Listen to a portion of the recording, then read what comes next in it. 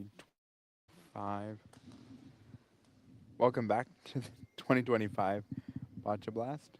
We have moved locations. We are on a different court because the gold medal game between the BC threes, so Joshua Gauthier and Carter Plum, had to be moved because Court 1, which was the original live stream court, had too many lumps and bumps for the pair, or for the rampers.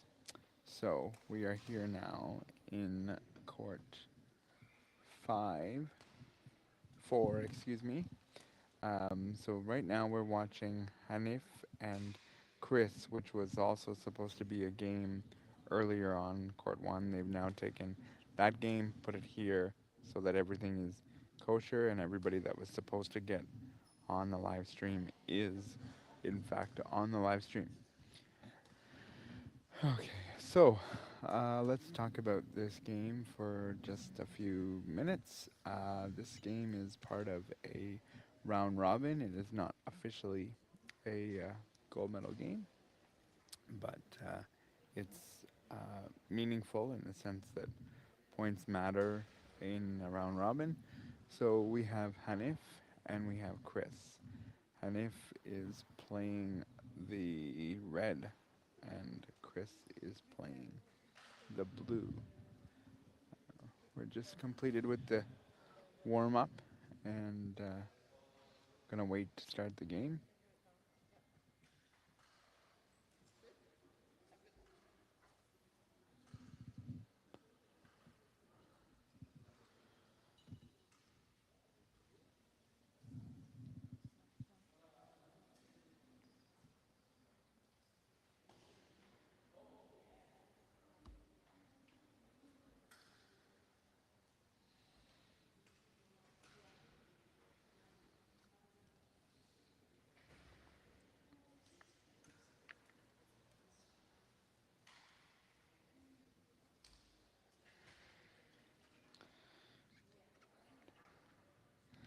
Hanif has already lined up and he's ready to throw the jack when given instruction by Rob, which he has now been given instruction.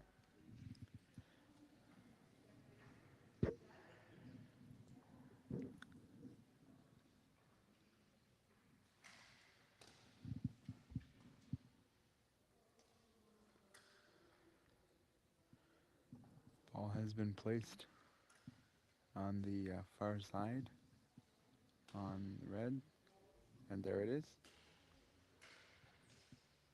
Really good angle considering the change of court.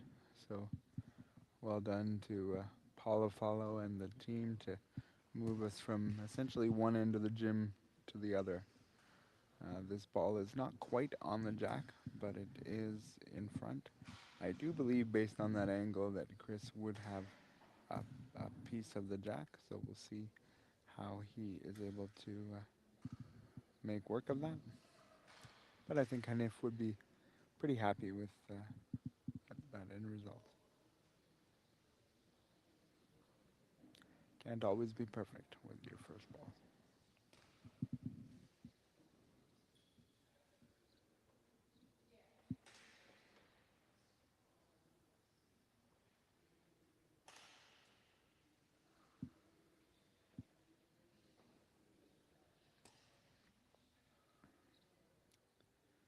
Chris has landed himself in front of the red ball.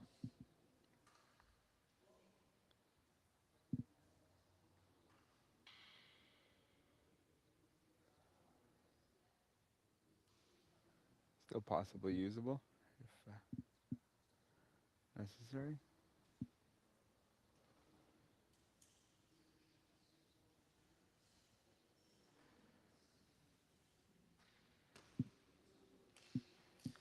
See that Chris is using more of his arm as the way in which he's aiming. His chair isn't exactly fully turned towards the ball. He rather use his arm as his aiming. He does move his chair, but it's not as drastic as some other players do because he's confident in what he can do with his arm versus the control of the chair.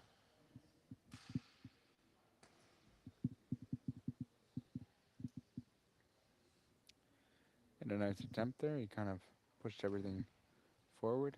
It may be closer. That's the benefit there of putting balls in front.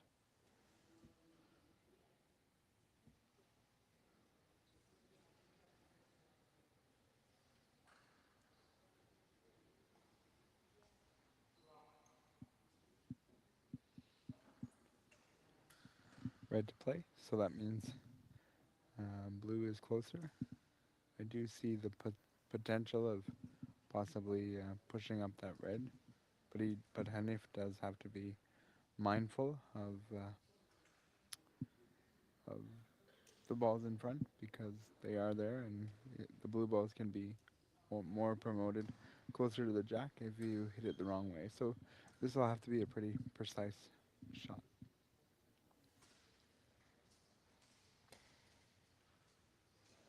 And it was, and it's also allowed him to be scoring.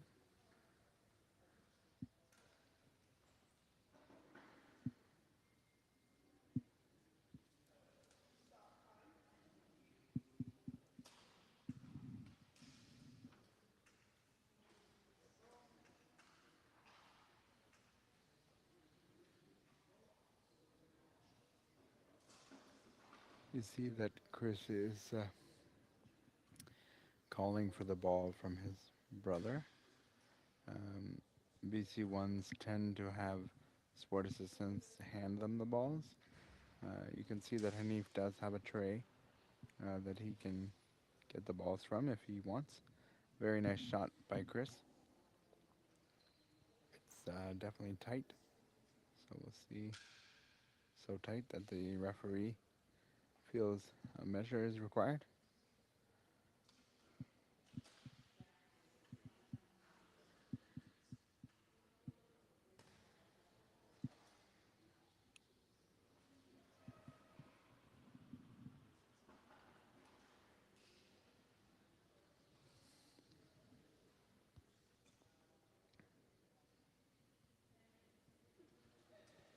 It's red to play, so blue is counting. As you see, Hanif move around in his box, you see the lines on the floor, which is the box. He has to be in his box at the time in which he releases the ball. It does not matter if he's moving around and touches the line at any point. He just can't be releasing the ball while any of his wheels are on the line. And if is confirming how many for blue, and the answer was given, I suspect it's 1.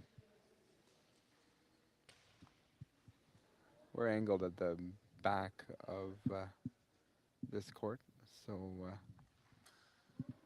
we were before more near to the referee, but now, given the switch, we are in a different location.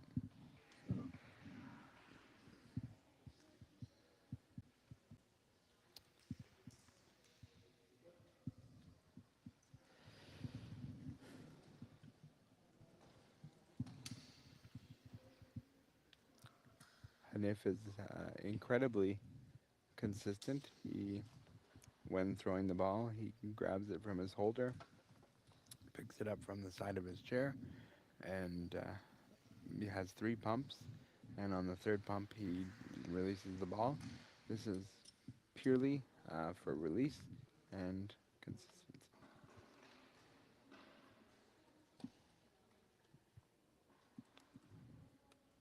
He's moved it around, but blue seems to be scoring still.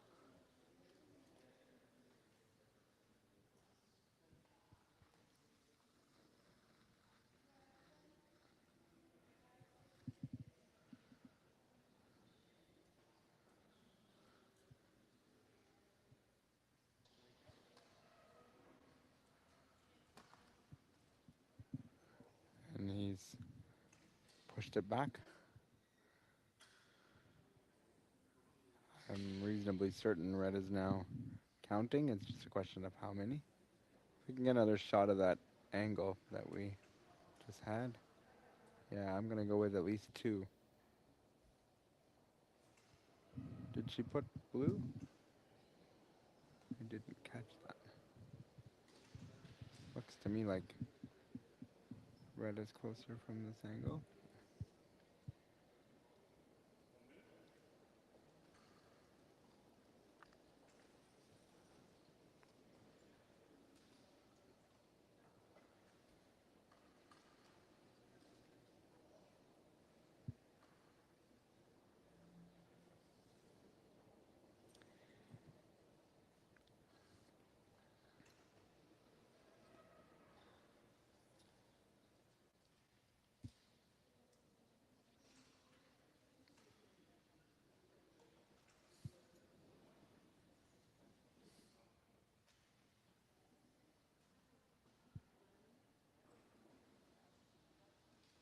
One minute for blue.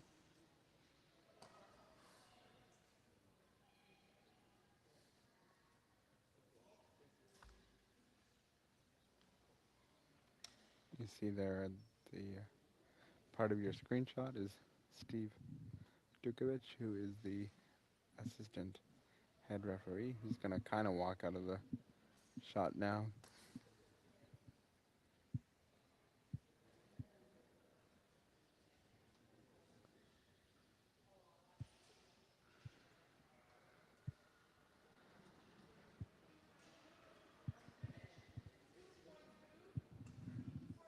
She's saying 2 blue, but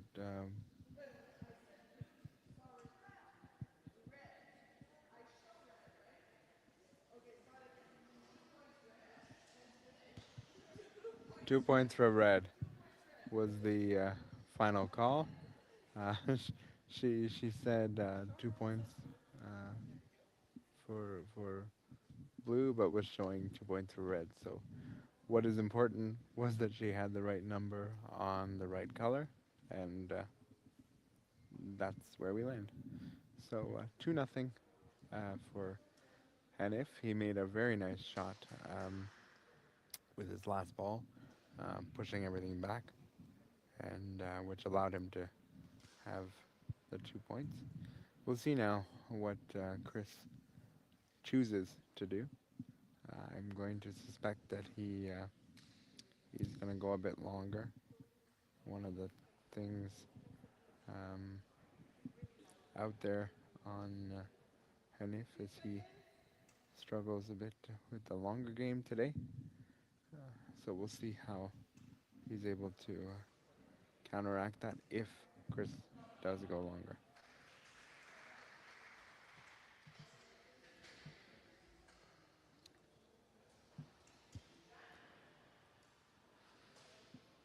Jack has been asked for. And Jack has been presented. You're going to get a very nice camera angle of the white ball. There you go. It's nice when the athlete helps out the camera angle.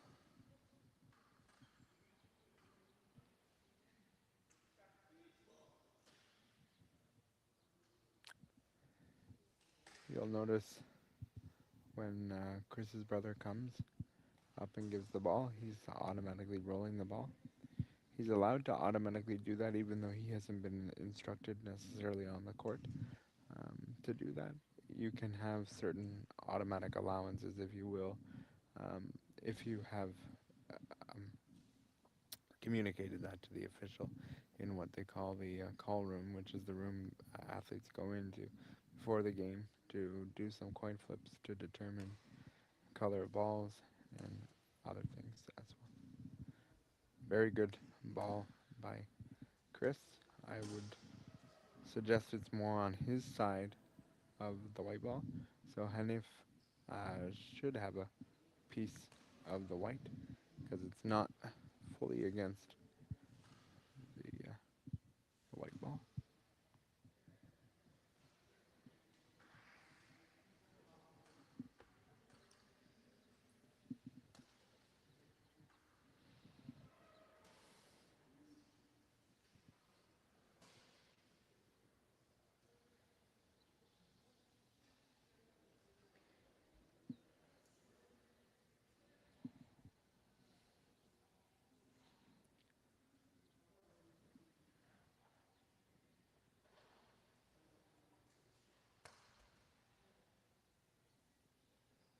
Very good.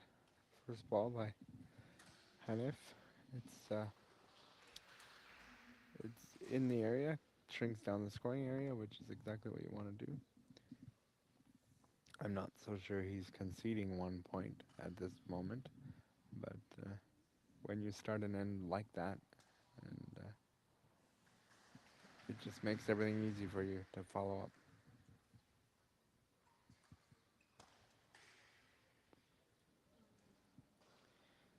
Very good attempt. It just hit off the first red that he threw and ricocheted.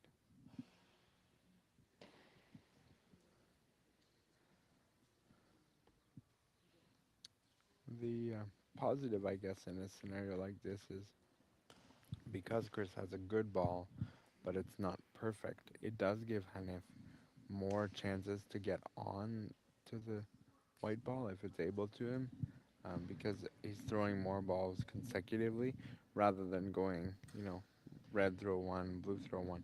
So he's feeling the range as he's throwing and getting to feel the range of the sport.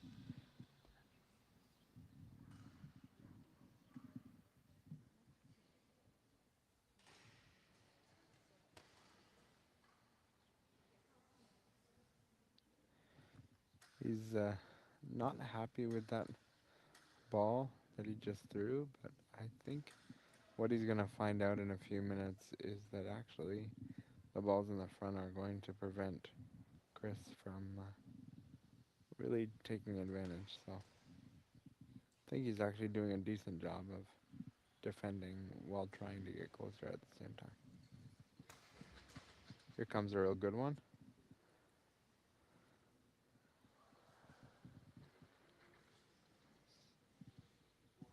Still red to play.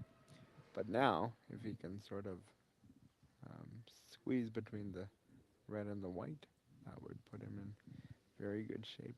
I suspect, though, that for this ball coming, it might be softer, so he might not be able to take advantage of that.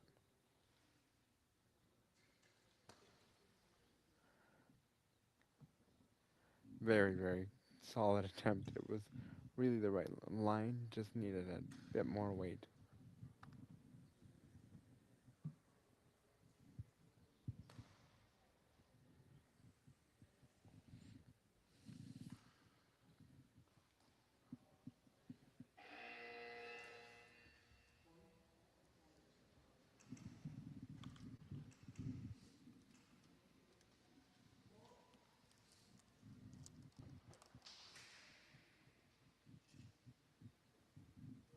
Chris is called for a ball. He's got 5 balls remaining.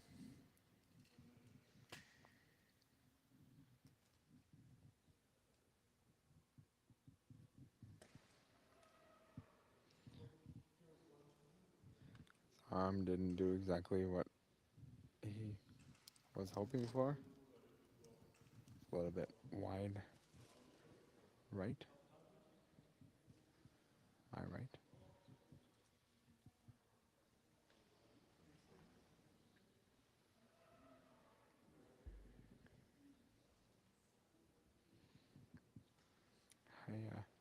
I appreciate the calm looking nature of Hanif. He's chilling back there. He's watching the game, but he knows there's not much more he can do.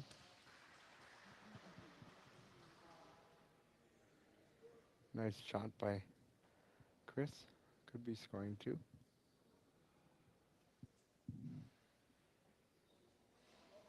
If he is scoring 2, I'm not sure he'd be able to get 3 in there, but he's gonna give it a whirl.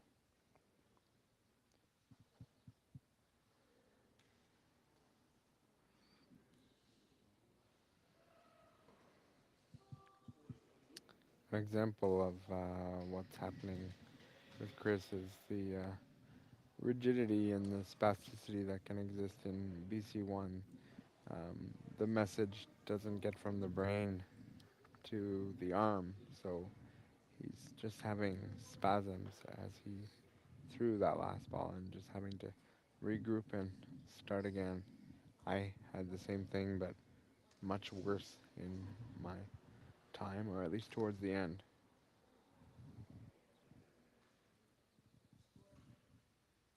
Asking for the score, but I don't think it changed.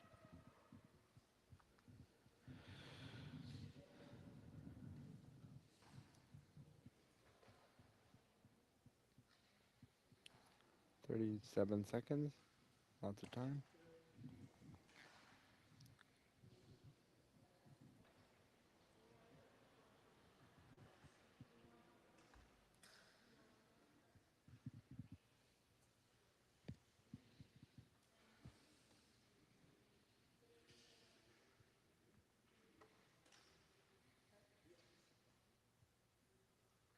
Looks to me like it's two.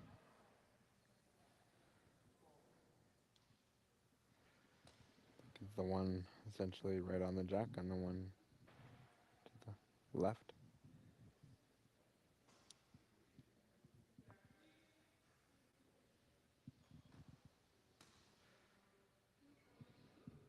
Two over blue. I did hear correctly and see correctly.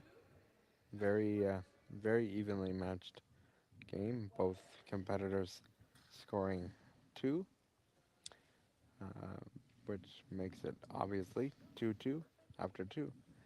And these competitors are both from the British Columbia area. Chris is from Victoria, and I'm not exactly sure the suburb that Hanif and Hussein are from, but I know it's British Columbia.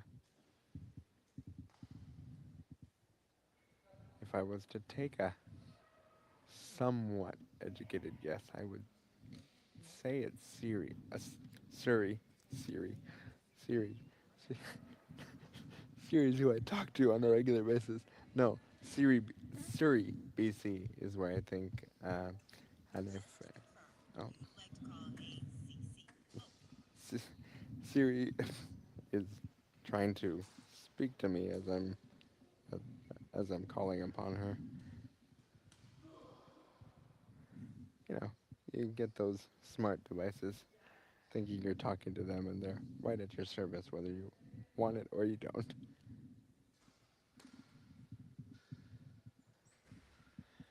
Hanif has put the ball in play. It's a bit closer to the red side corner than what he did last time.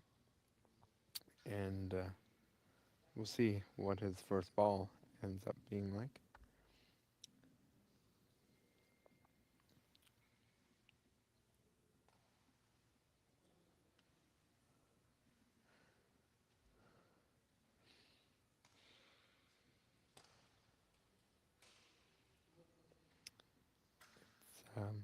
Not exactly what Hanif would have wanted. It is on the side that Chris would be coming from, but there's a lot of space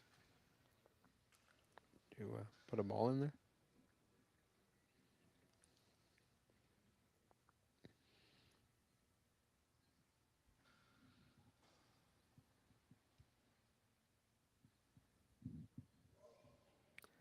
I feel like we went on a bit of a road trip. Um, we were over at Court 1 and now we're over here. And it's like having different angles at the venue. You were fixated on the sidelines that we had for the first 3 days and 3/4, and now it's like, ooh, there's another side to this Burnhamthorpe Community Centre that we didn't necessarily get a chance to take advantage of. I'll tell you though that the BC3s have really been having struggles with these courts with lots of lumps and bumps. My understanding is that Carter Plum and Joshua Gojier both had issues with Court 1 and Court 5, so now that we're on Court 4, we'll see if both competitors are happy with the floor, but I would imagine this will be a piece of feedback that the organizing committee will receive. So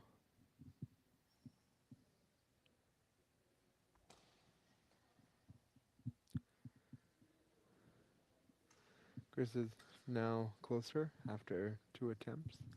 The jack would be still open for Hanif. Um, he actually has a bigger target now. The ball that Chris just threw, even though it's closer, it actually created a bigger target for Hanif, and Hanif is more confident when there is a bigger target. He will go at it quite aggressively because he knows there isn't much that can go wrong. So I think he will attack the jack. Fell a bit short there.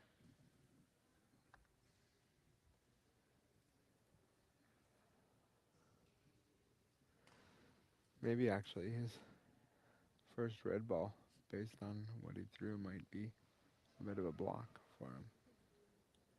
Which, if that's the case, then Chris is sitting over there pretty happy.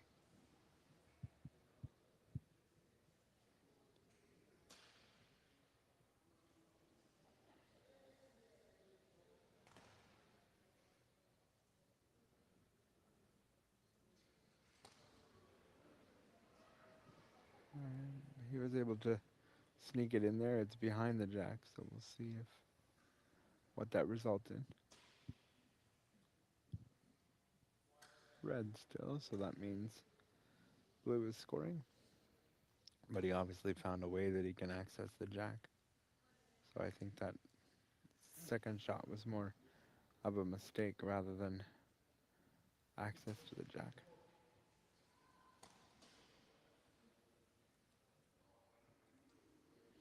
With BC ones, you often see some more, not more missed shots, but you just see missed shots just because of the nature of the disability that exists in Boccia Blast 1.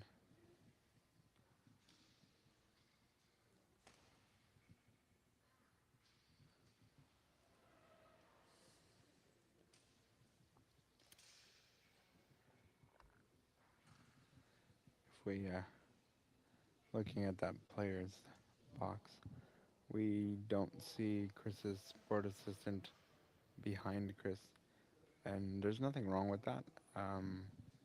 He's allowed to be wherever he wants because he wants to see the game, and so that he knows when it's Chris's turn, and because it's in the far corner there, if he stands directly behind Chris, he would be blocked. So that's the reason we don't see Kelly in the shot there while Hanif was throwing. There is definitely one blue. She said she'd have to measure for the other one.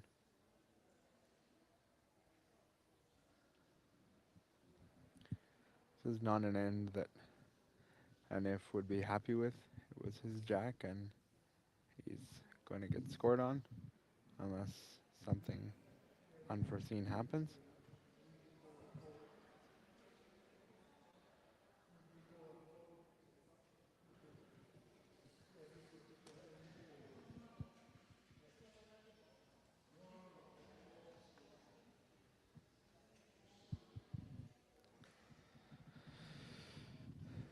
He asked for the score, and she said same as before. The last shot didn't really change anything.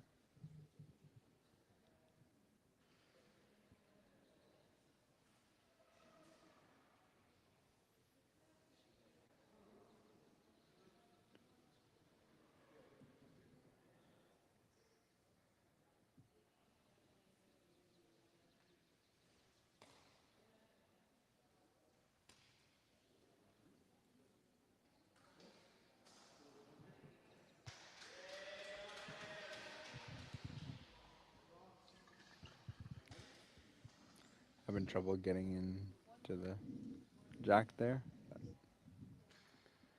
still got the advantage.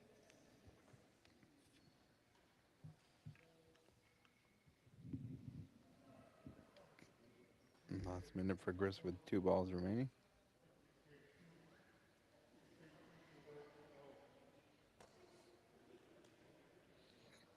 Oh, it's a nice ball, but he pushed it back, so I'm not sure if either the blue ball on the side or the blue ball at the front are both counting. But we'll find that out when the measurement occurs. I don't think the red at the back would now be closer. I still think it's blue.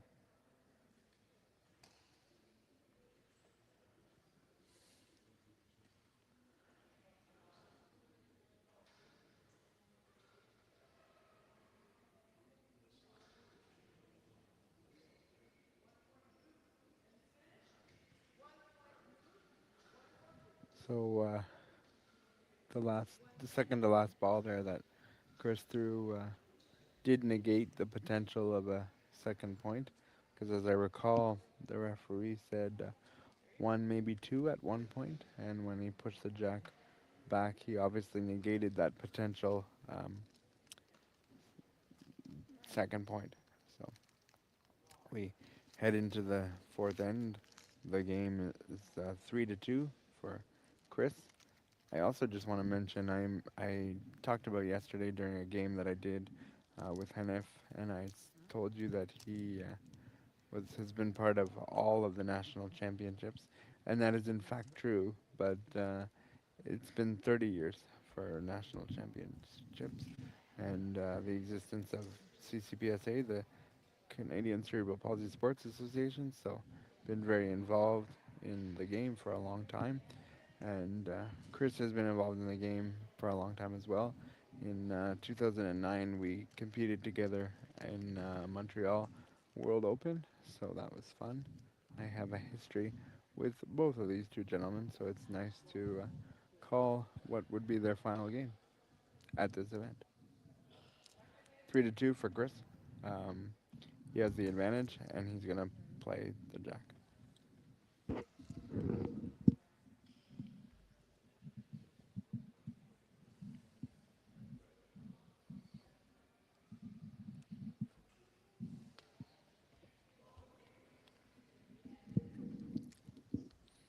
Ball is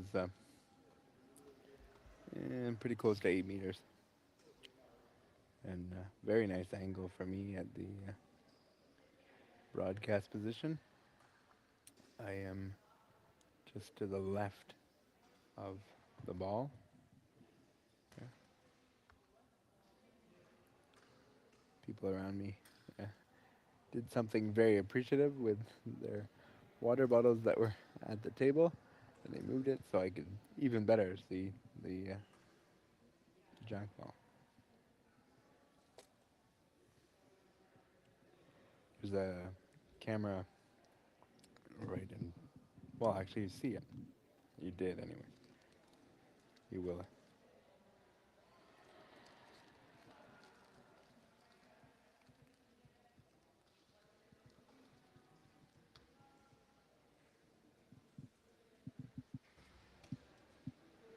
And if through the ball, I'm not even going to begin to guess.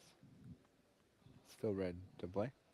That camera that you see is the one that's giving you that shot.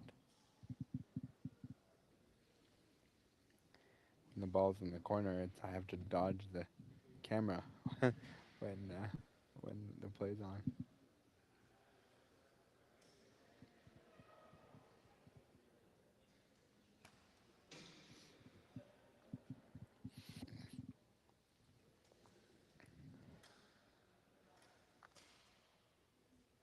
In the BC1 category, the long game is not a strong point for a lot of BC1s because it requires more follow through on the arm versus that downward motion that you're getting from And if, in particular, when he does the 3 pumps, he's actually not pushing it upwards, he's pushing it down towards the ground. And that's just simply because of how he chooses to release. And that one, actually, he did a really nice job at getting his arm higher than normal. So well done for Hannah.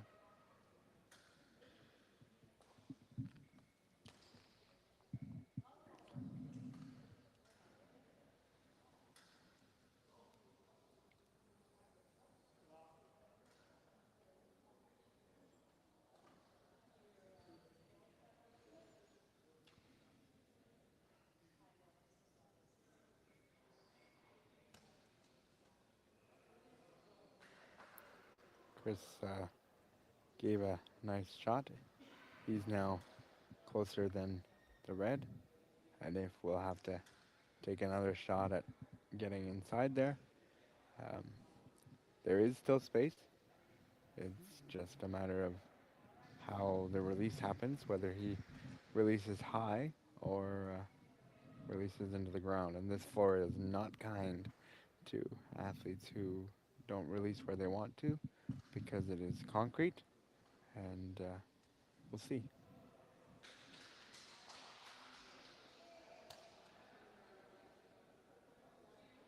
I think also we're dealing with a softball as well now, so you got two things kind of coming up against you.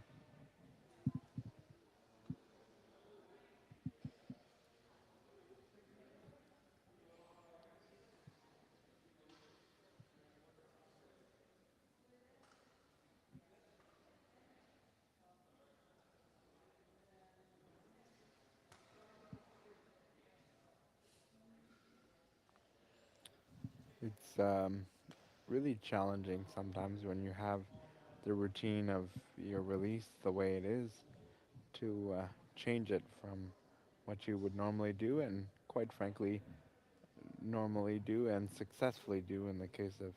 And if it's hard to change that release that you've had for 30 years and make good from it. He had the one really good shot in this end, but Chris was able to get inside of it. Uh,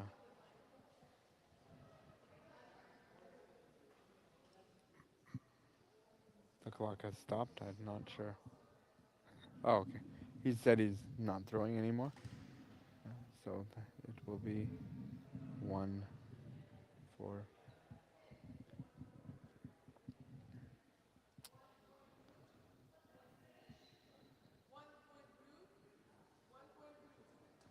1 point for blue, which makes your final score 4-2 for Chris.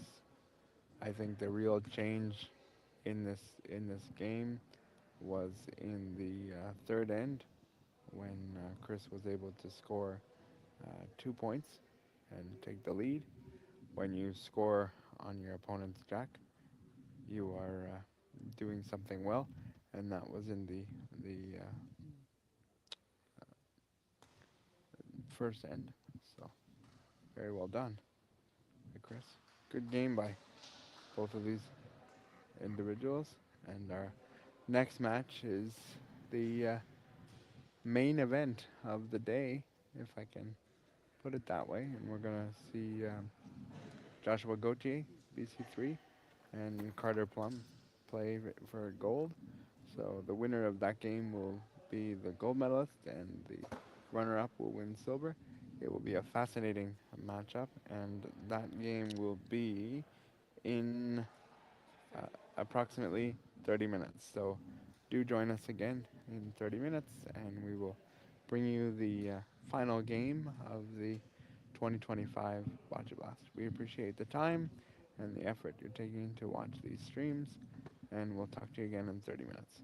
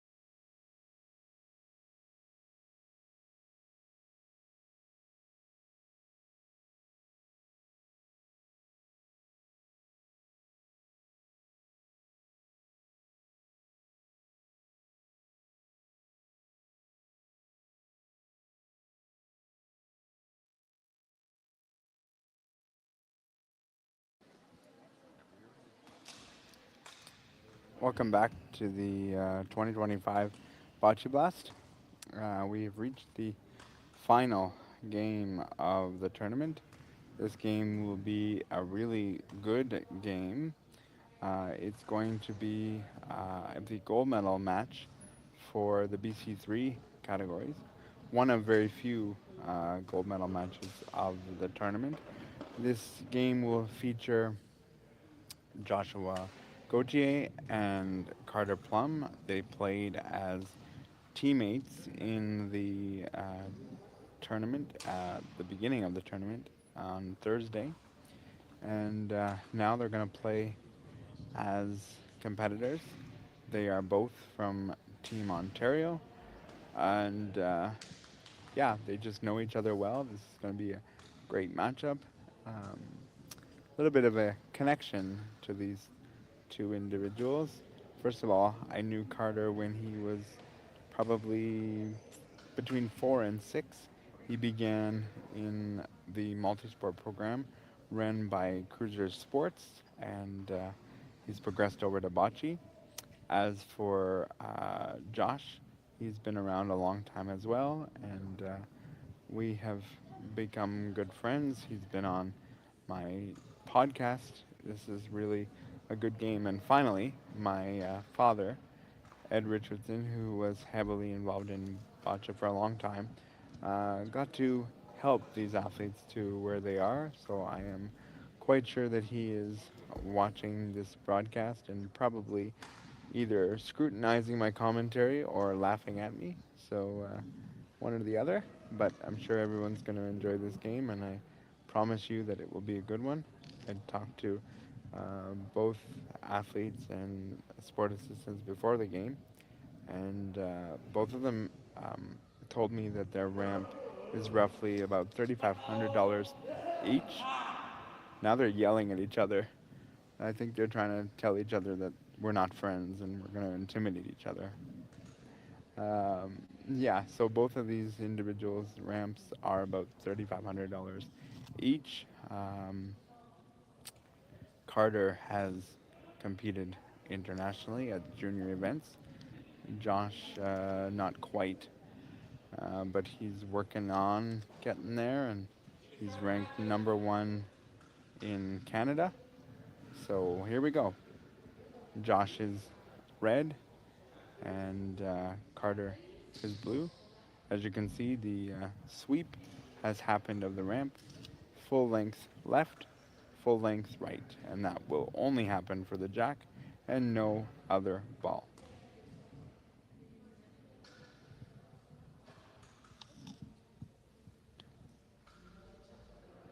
The jack ball has been placed. You will see it on your screen right now. The first ball in any bocce game is very important, but the first ball in a ramp game, I would say, is even more important because of the abilities of these ramps to be able to move balls around. And this is a good ball. Yes, it's not on the jack, but it is in the area. You will notice that both of these athletes have similar styles and similar positions of where they place the jack, and that's because they were coached by the same coach for quite some time, and so they they have similar strategies. And that coach was my dad, so you'll see a lot of his strategies in play, which is mainly keeping balls in front and making the work easy for yourself and pushing your own color and setting it up. Carter tried to make some separation, to no avail.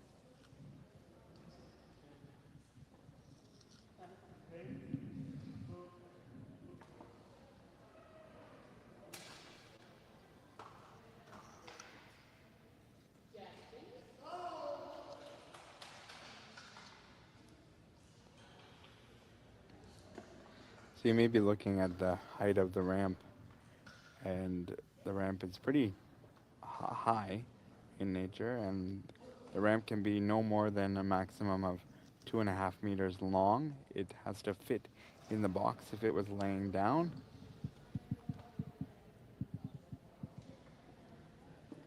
Both of these ramps are deemed legal, so any height you see is legal and allowed. I'm going to bet now that Carter moves towards the defensive side of play here by putting balls in front, because he's taken 2 cracks at moving the red ball to no avail. And so you don't want to waste too many balls here and going on the offense and risk giving up a big score in just end number 1.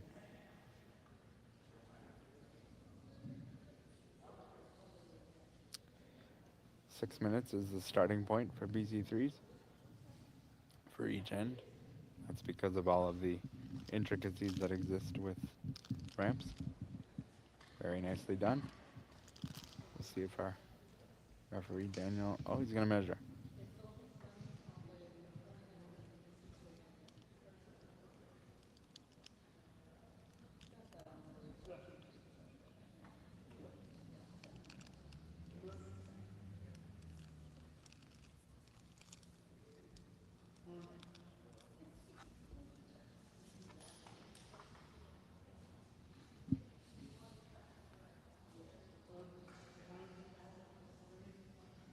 Red is closer, so blue to continue to play.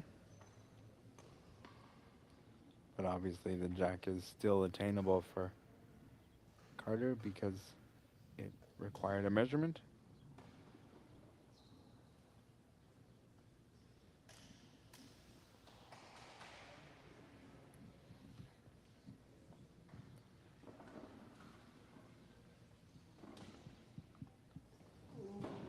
I think now definitely blue.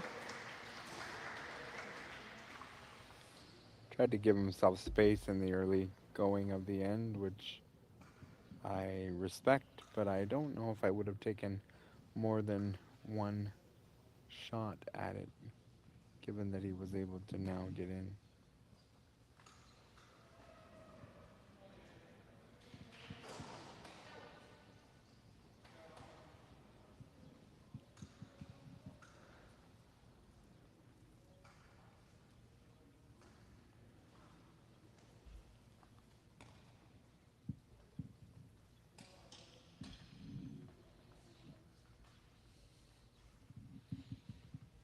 Both these athletes are accompanied by their mother on the field of play.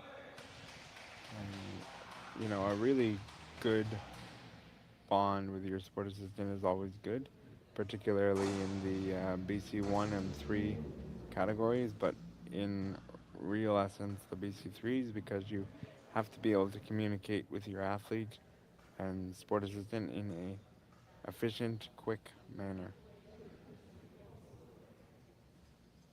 So if you struggle with your communication, that takes away more of the time on the clock. And as we go through this, you're going to see that athletes are going to use the vast majority of their clock as we go through this.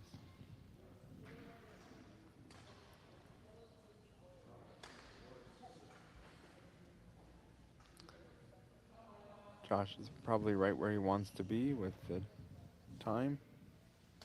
Just over 3 minutes, over 3.5 minutes.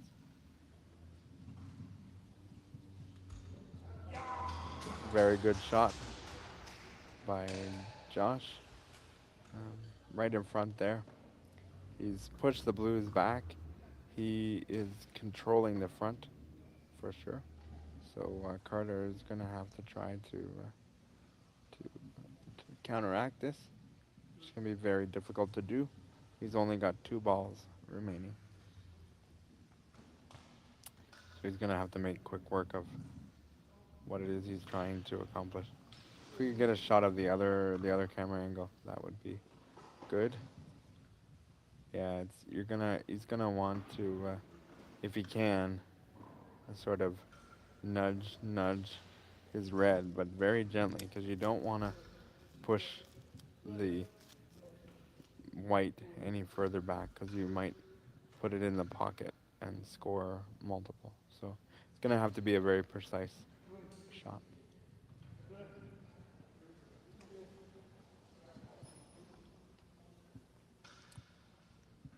You are allowed to hang your ramp over the sidelines, but you are not allowed to hang it over the front. That's just because if you don't hang it over, it's really tough to get these specific angles that you would require for the corner.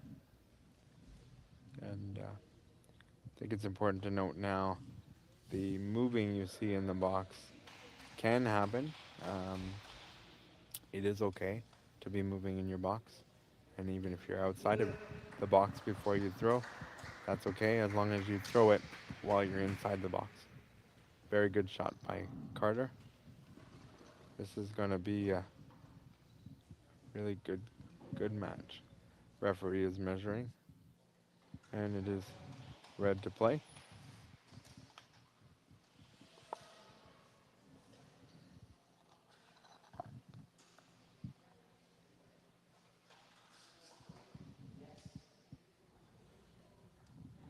Some power is coming. I think you're going to get a push-push scenario to try to accomplish this.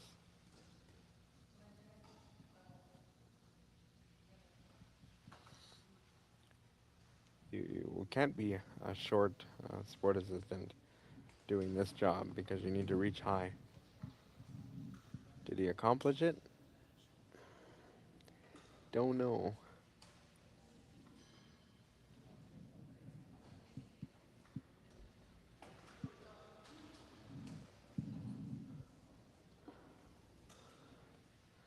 Blue to play, so he did get in there to score.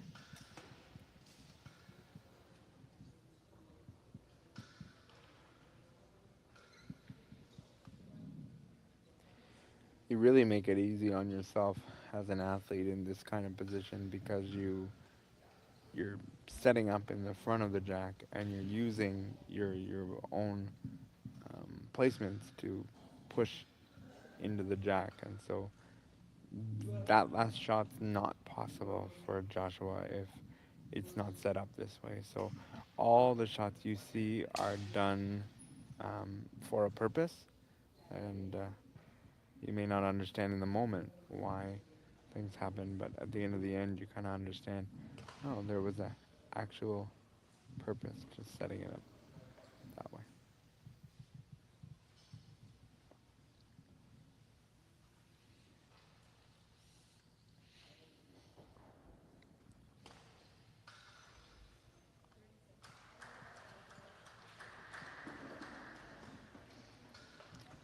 Hit red to play.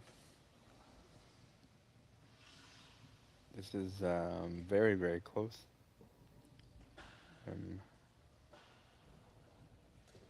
There is a point for red. I'd be surprised if I saw Josh throw another ball. Looks like he's going to. Must have a strategy.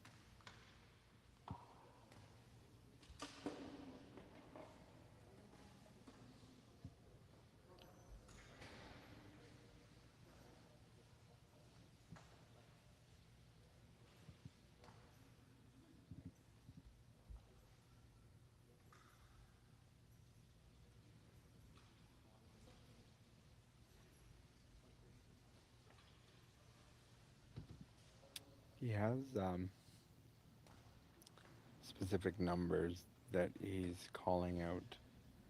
There must be an identification on the ramp of some kind that Josh and the sport assistant understand to know where to put the ball.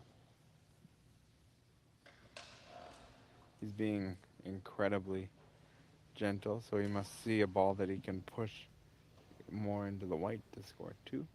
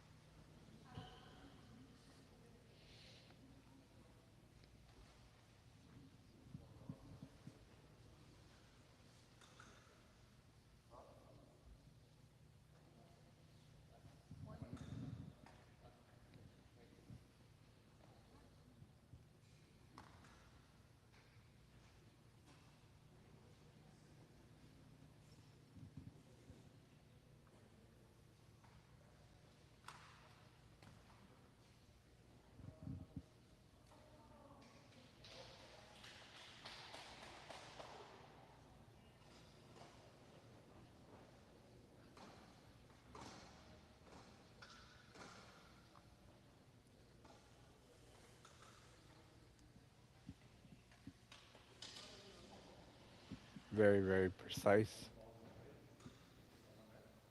Still one red. Josh must have felt there was a way to get a second one, to no avail. Athletes are asking, or Carter was asking to come and see, and Josh followed. Looks like after one end it will be 1-0 for red. Josh, you win your first end on the jack. That's a good sign. The crowd above us here at the community center is clearly ready for this game, and there's people watching above where I'm sitting. So you will hear some crowd noise.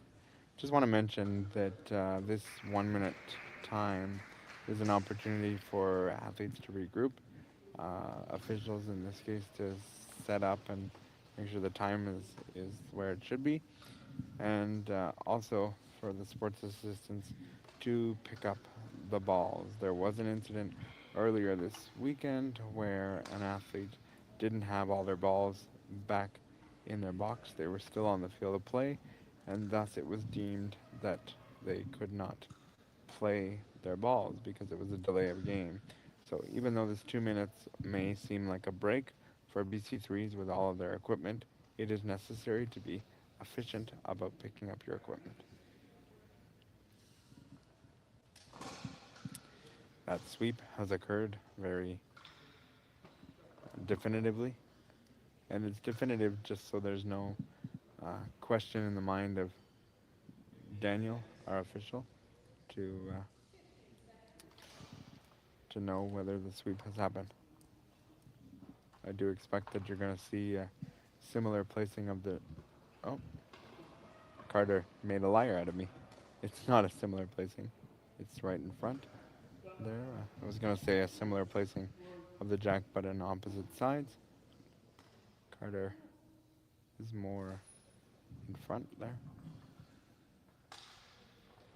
That's kind of the spot that I like to play in as an athlete. I just felt like I had more control and more ability to draw and push and all that kind of stuff. It's all about where you feel confident as an athlete.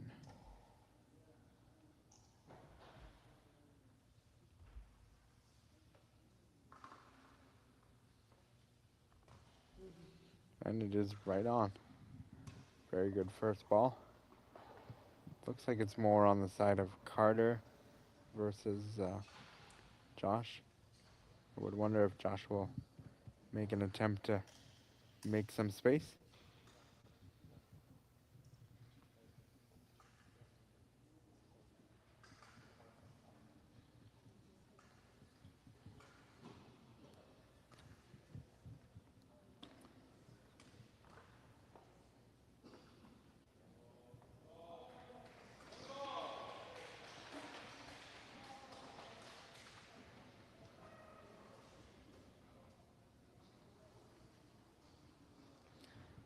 Some athletes in this category have pointers or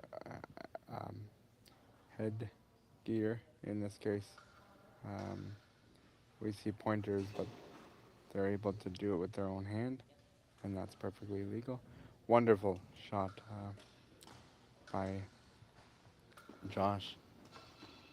Opened the jack. The only negative that I see with that, and I'm being...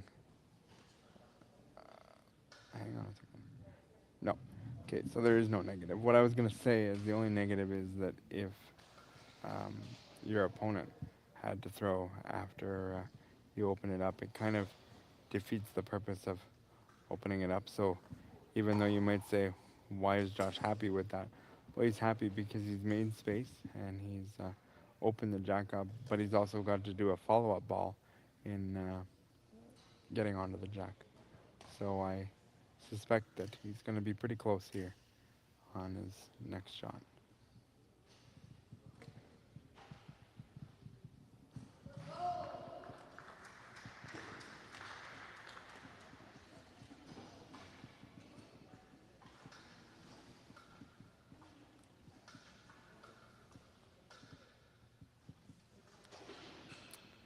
The athlete or the implement that they use has to be the last thing to touch the bocce ball.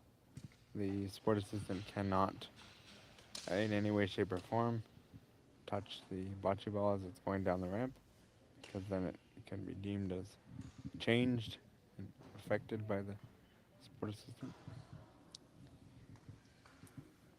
Very close measurement here. I suspect Josh is looking and going, I want to go again, because he missed a little bit. But also Carter is probably wanting to go too.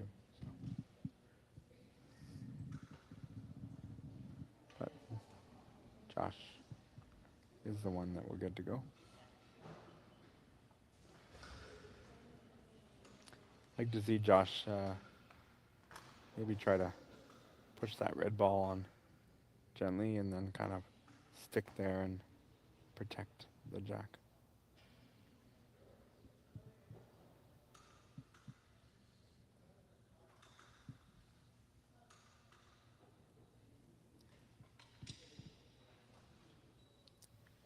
He did almost what I wanted him to do, except I wanted him to have it right on the jack and the ball where it is.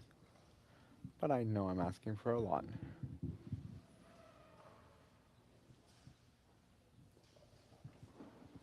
Ultimately, you got your opponent to throw another ball. So see, there maybe being an attempt at a ricochet for Carter. I see maybe the between the red and the blue, ricocheting off the blue, and gently into the jack. Maybe your play here. He's using some power, but not. Oh, no, he's definitely not using a ricochet here. I think he's gonna try and just blow it all up, give himself space.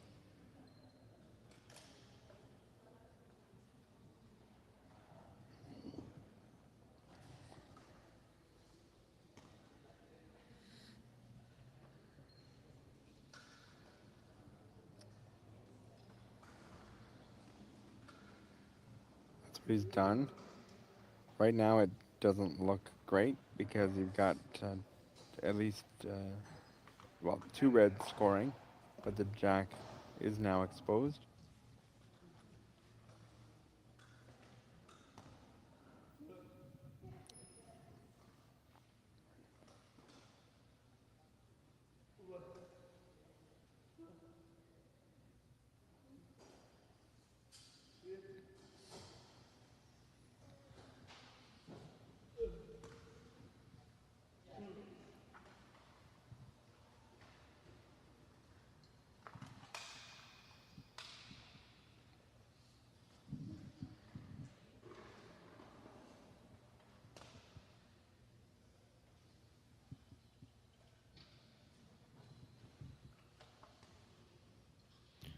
There's so many moving parts to a BC3 game.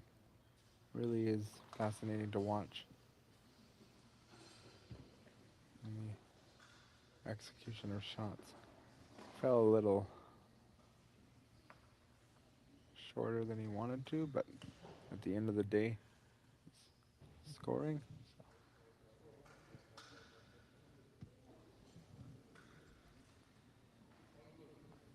He would have wanted it more to the right of the jack, Carter, but he is scoring. But I think Josh is also probably happy with that circumstance because there is still a piece accessible to Josh, which is why you wanted it a little more to the right if you're Carter as we look at this.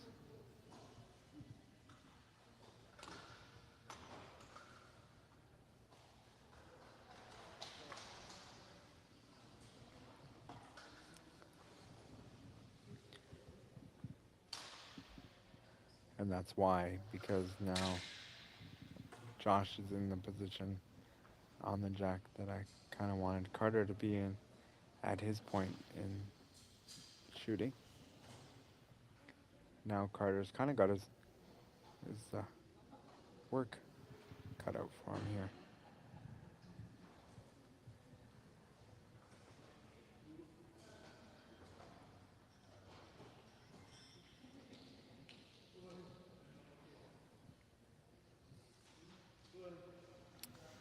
The eye patch that you see Carter wearing is purely just to help him focus.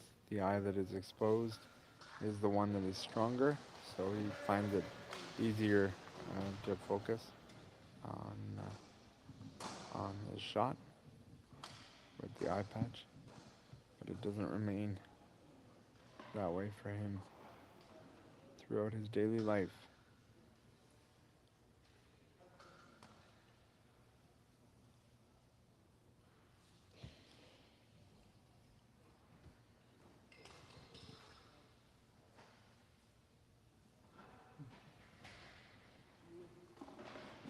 Nice,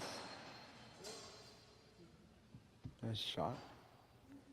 This didn't quite accomplish what he wanted to, but if he wanted, he could push it on.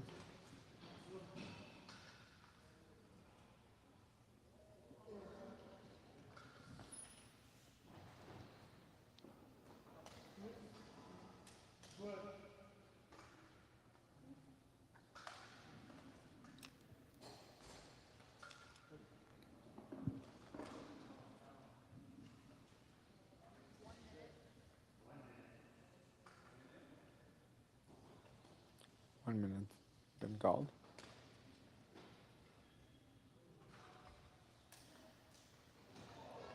The push and the stay around is exactly what Carter has accomplished.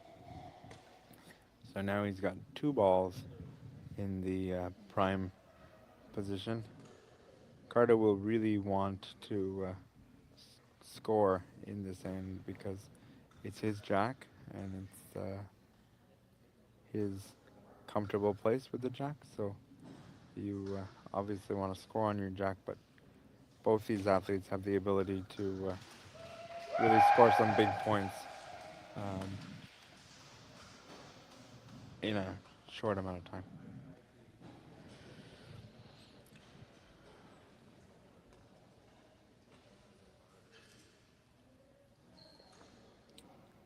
I think looking at the angle there, I think we're looking at 2 blue at the moment. Not anymore. Josh's dad, you could hear him up at the top with the agreeance of the nice shot there. Each athlete has 1 ball left. And Josh certainly has the time advantage by just over a minute. Very, very, very precise measuring by Daniel. You really have to have an experienced referee in this moment. And Daniel's been around for a little while. Don't know exactly, but I know he's been around for a bit. Red still to play, so that means blue is counting. Do the exact same thing he did before, just sort of push and stick if he can.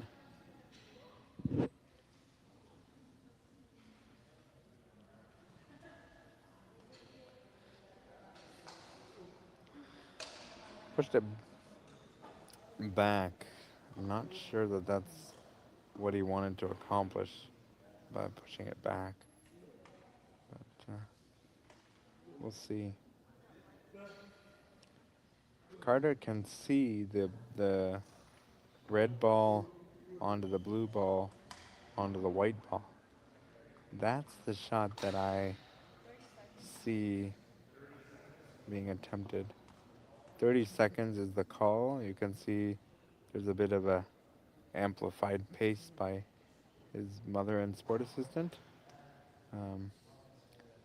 I think he'll be okay. He literally just has to push the ball. The time down the ramp does not matter, but he has to make this real quick. Doesn't have it right now. It's gone. Okay.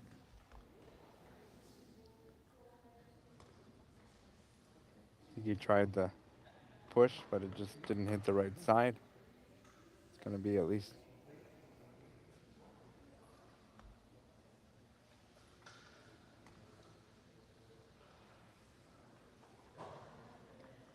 think Daniel called one blue, which is puzzling to me because I don't think Carter made it one blue. I think Josh himself made it one blue. If I saw Daniel's or heard Daniel correctly, I appreciate the referee because he pointed directly at our end and said can't block the camera.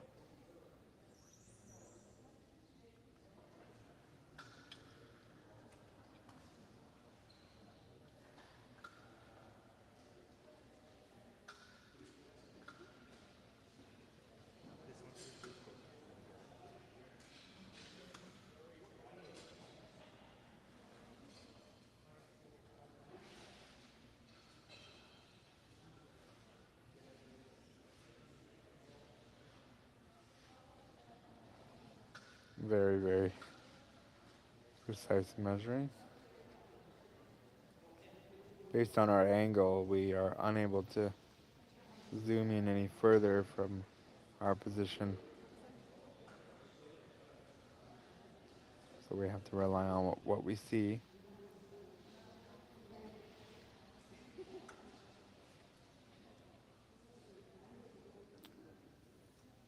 Another one of the scenarios where this is a precise measurement. I think Josh is the one that's more, oh, maybe not, because he's kind of moving away. Yeah, he's done. So it must be a red scoring. Rob Janoska, our head referee, has been tasked to give a final decision. I thought that I heard Daniel say one blue, but maybe he misspoke or I misheard. But Josh is not near the play anymore, so he must be satisfied with the call of Daniel. Rob Janoska has been a coach, a official at many levels. He does a lot of officiating internationally as well. He told me earlier in the tournament that he's going to Brazil and Santiago this year, not as a head referee, but just as a referee. Rob is a really good guy and just does what he should do as a referee. He's really grown into this role as a head referee. I think when I first started, I didn't really envision Rob as a head referee, and that's not really a slight on Rob. It's just I didn't really envision that. 3 red. Wow. I did not expect that. That is precise throwing by Josh. I must have misheard the referee when he thought it was one blue. Yeah, so Rob is just really good guy, and when he measures here at the event, you pretty well know that things are going well. 4-0 for Josh. Both of these athletes have made some really good shots, really precise shooting. Josh really just made a real nice shot to kind of push everything back, which when I thought the referee said one blue, I was initially puzzled because if that's the case, why would you push it back? But Josh knew there was a potential of 3, and once our referee Daniel made that assertion, then Josh said, I'll take it. It's not going to change if Rob referees, or measures, excuse me.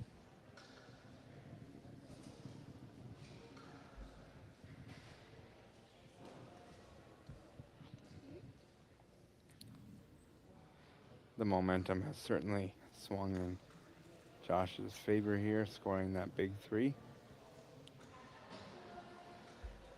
especially with him having the jack now. If he could score then here, then he would be very, very satisfied.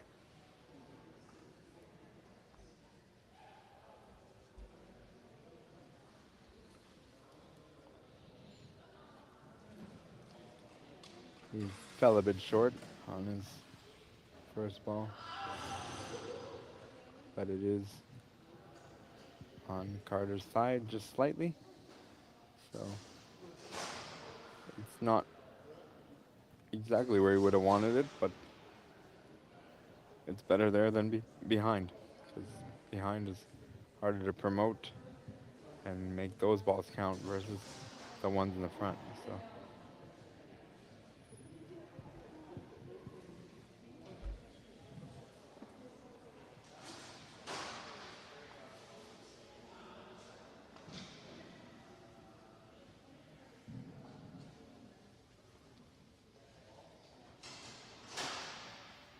around the venue, there's just some minor cleaning going on. These are things that the athletes would have to just work with.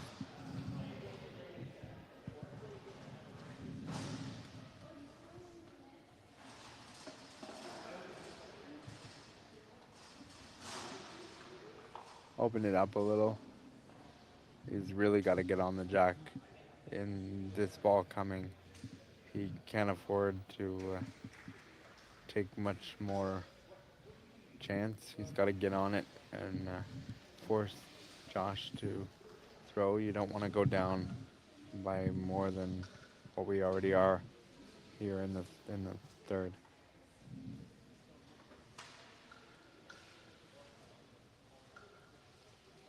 Yeah, so the organizers are taking down the tables and chairs,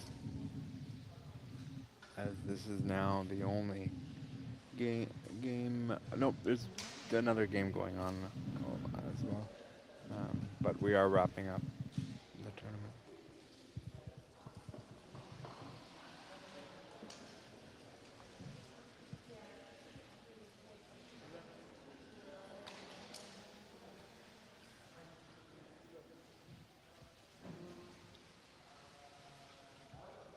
Gotta get that ball in there and on the jack.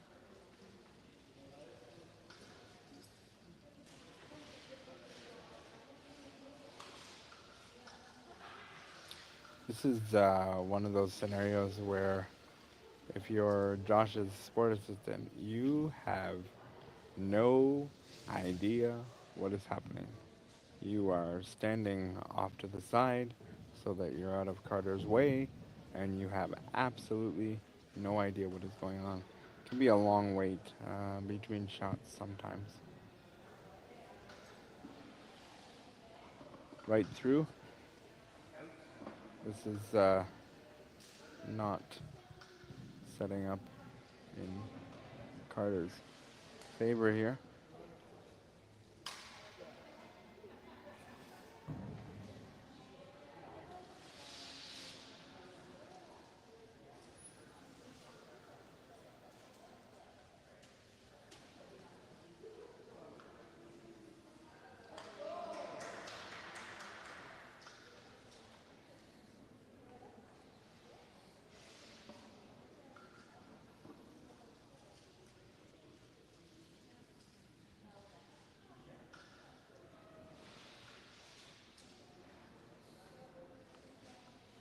Seems to be a lot of ramp being used for this shot.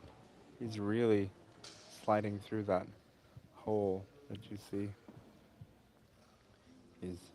He touched it up a little bit, but then slid right the way through.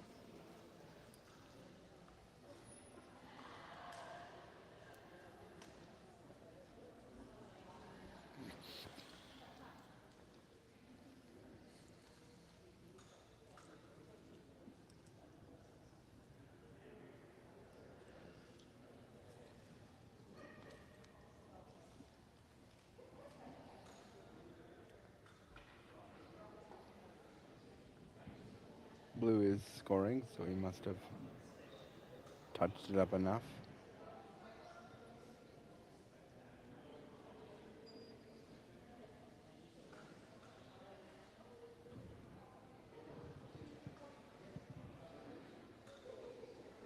Josh is probably trying to open this up because he has a significant ball advantage. Only throwing a 1, this being his second one.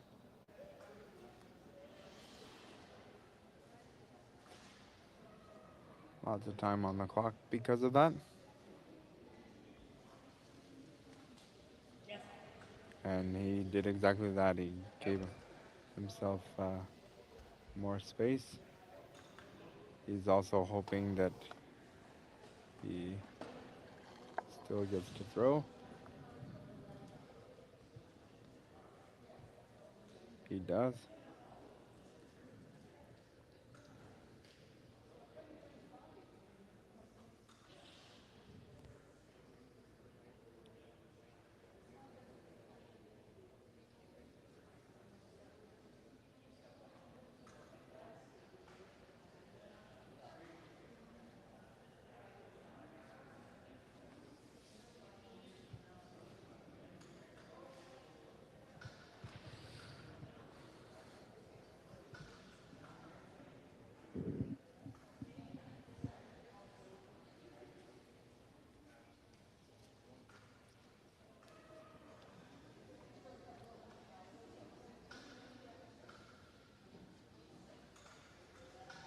And he got it right where he wants.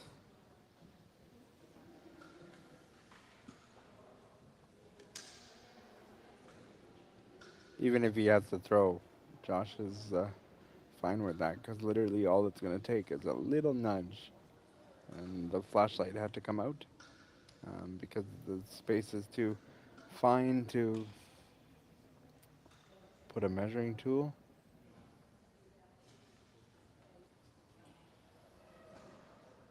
It might be using one now.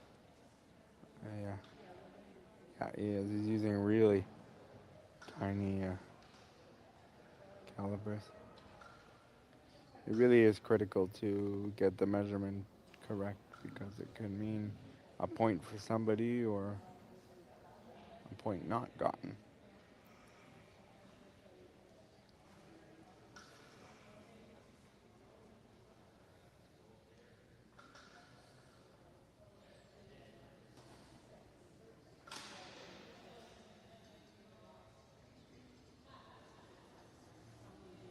This kind of situation can be very nerve-wracking for a referee because it's very close and thus you have to be very precise in your measurements.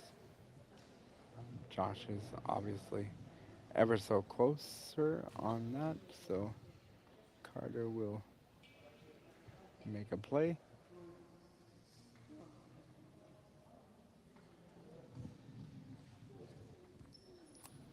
No real concerns at this point with 2 balls remaining in regards to time. Josh has plenty of time.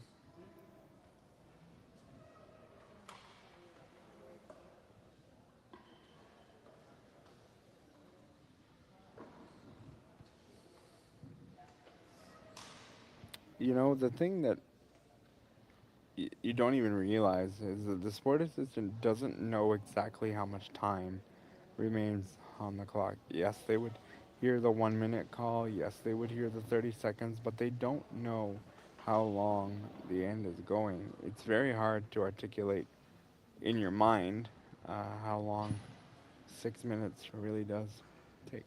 Carter pushed it through, so he is scoring. Still with 1 ball to play. No threat of time for either of these athletes at this point. Josh is just hitting the halfway mark with 3 balls left to play, and he has the advantage on the scoreboard of 4-0. So he's probably still full of confidence.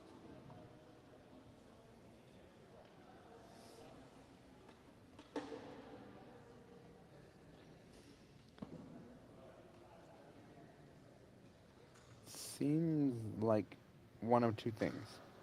Either Josh did that on purpose and is going to do a push, or it was a miss, or he has a bigger plan, and it looks like he's got a plan here. With these two, I don't think a lot of accidents happen, so I feel like that ball's there for a purpose.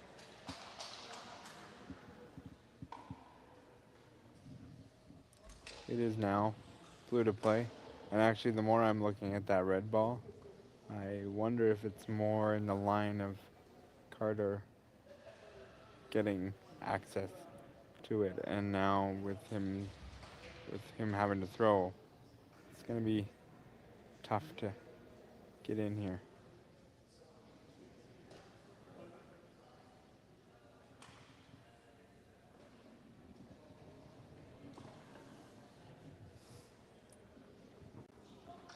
Last ball for Carter, 125, plenty of time.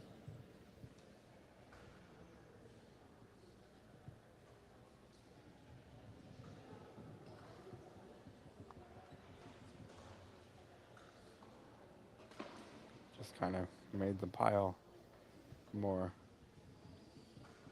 compact. I don't see a reason nor a purpose for Josh to throw again.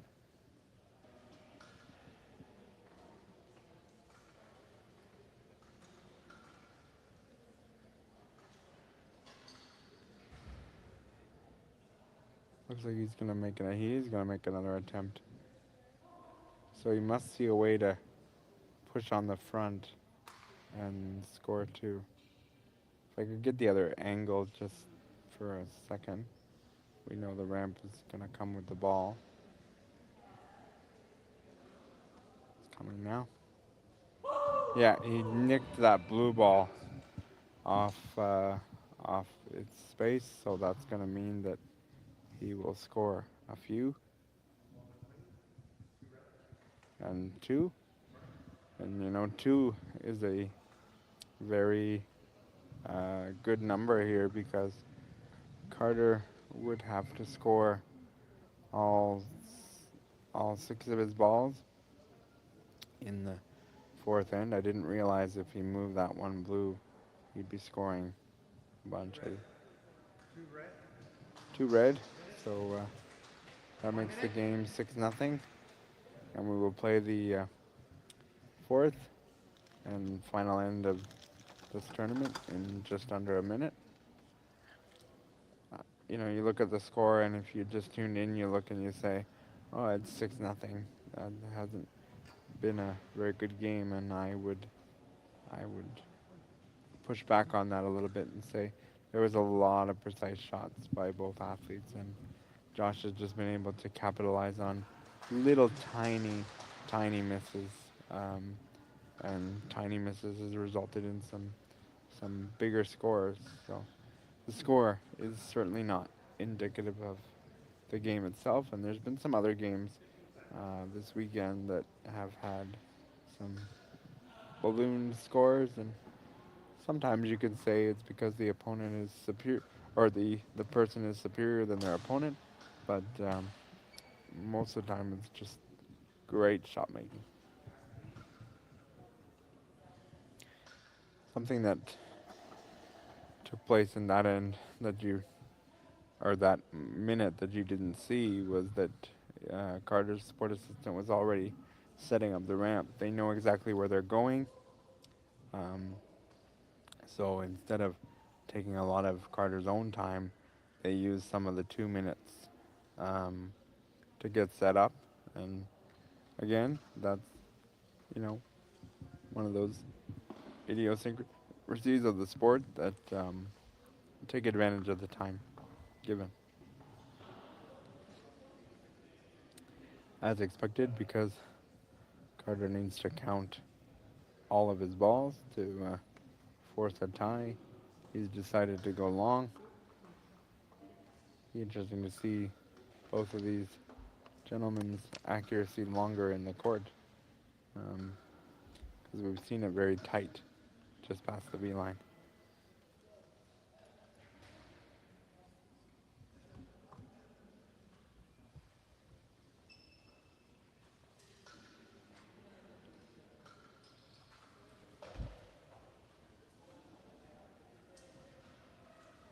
Blue ball did not manage to get on the jack.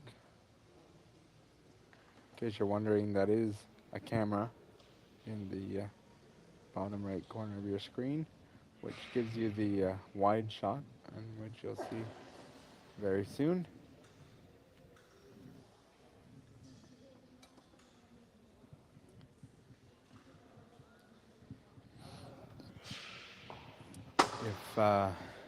If Josh gets the ball inside that blue ball and it scores, then this is going to be a lot of uphill climbing.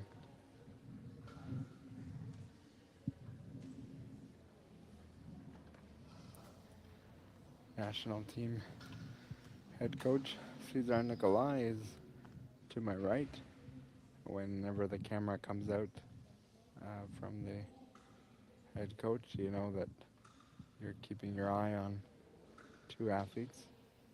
And in this case, it's 2 for 1. It's Carter and Josh.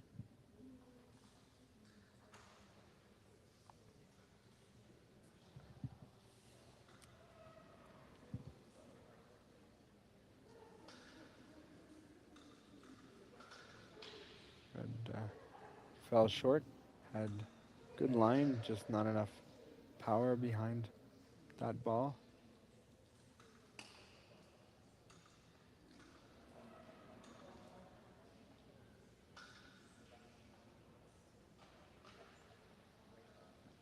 I'll have to go again.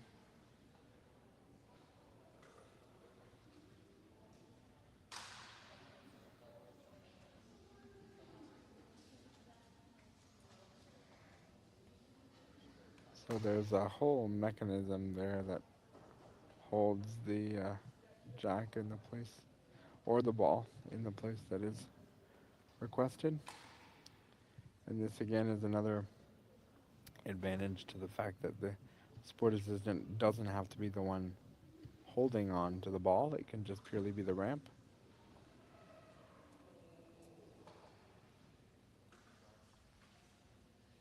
Still blue to play. Jack was kind of nudged back and to the right.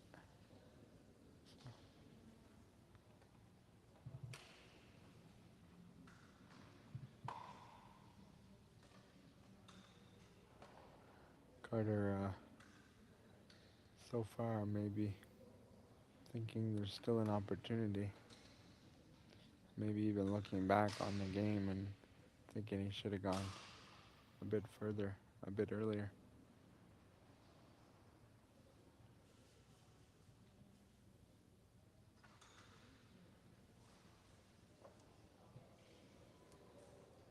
I also think this is, for Josh, it's not so much being totally precise. It's more about just making sure that 6 balls are not put inside. I'm sure he'd like to get things a little tighter than they are.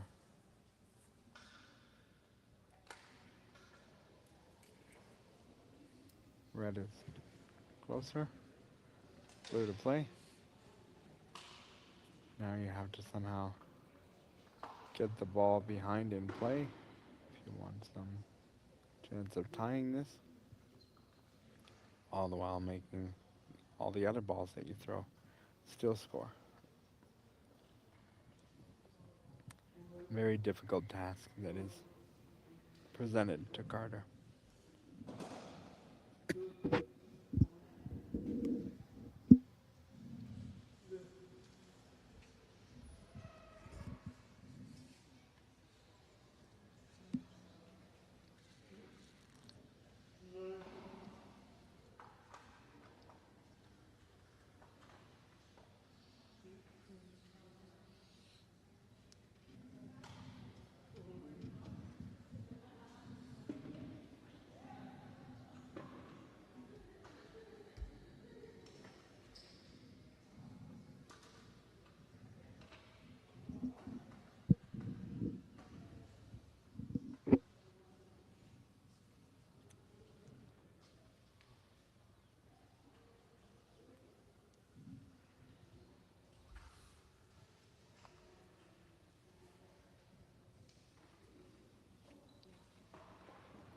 He's not inside the closest red here.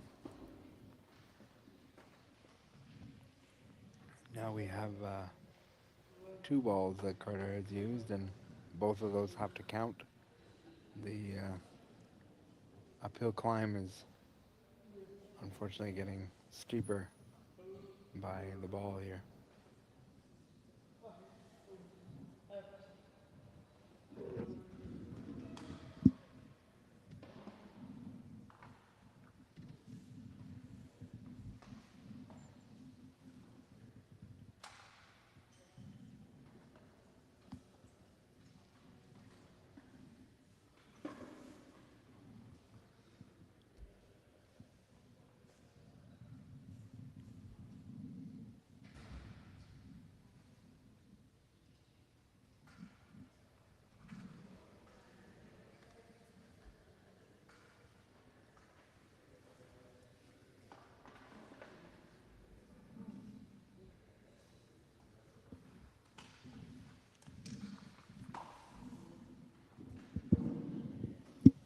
As we're winding down here in this game, as it is the fourth end, I want to take an opportunity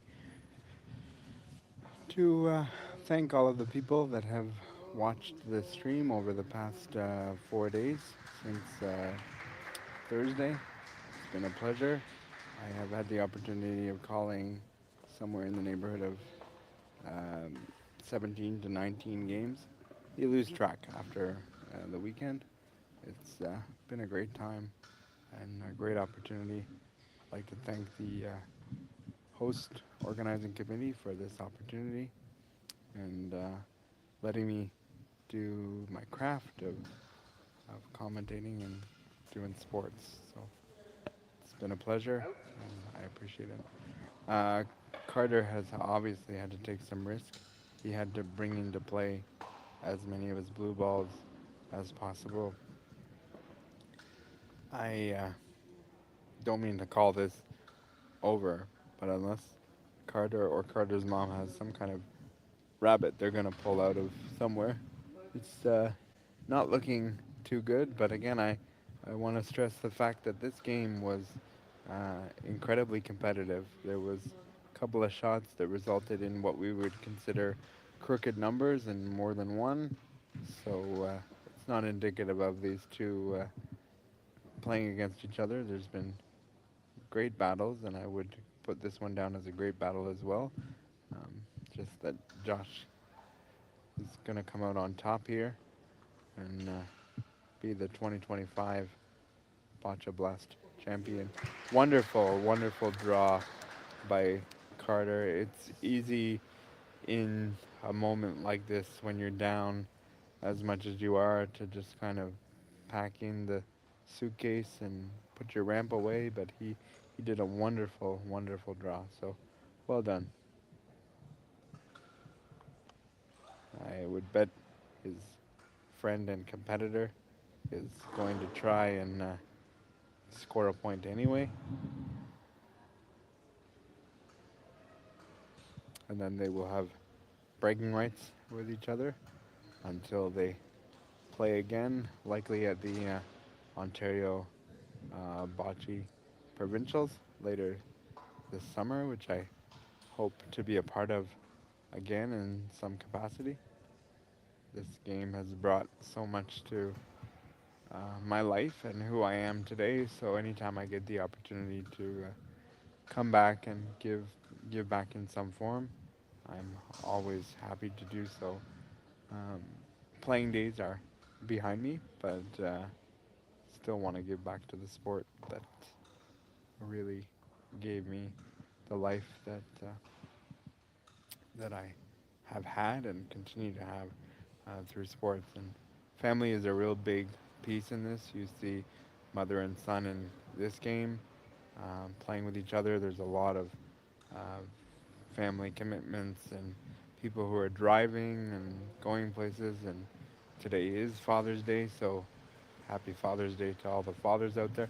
Wonderful shot. He nicked it over, and it's one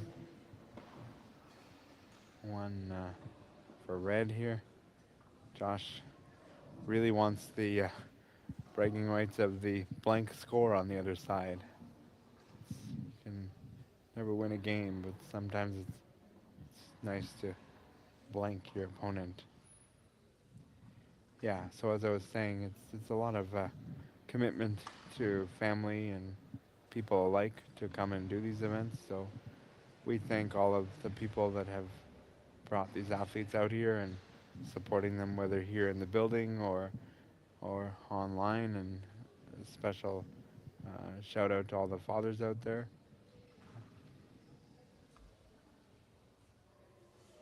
Oh, I bet if he tried that again, it would not happen. He went right through the hole. Um, there. Yeah. Josh is very, very happy with his his victory there. 7-0 final, and I would say to Carter not to hold his head down, keep his head up. It was a great game, regardless. 7-0 is the final, so Josh will take the gold medal, and Carter will not go home empty-handed. He will take the runner-up, silver medal. So, congratulations to both of them. We'll be giving the medals out in moments, um, and it's really been a pleasure to call all of these games for you. I'd like to thank all of you again for listening and watching. I'd also like to thank Aflalo Communications, comes from Montreal, and they were wonderful to do this.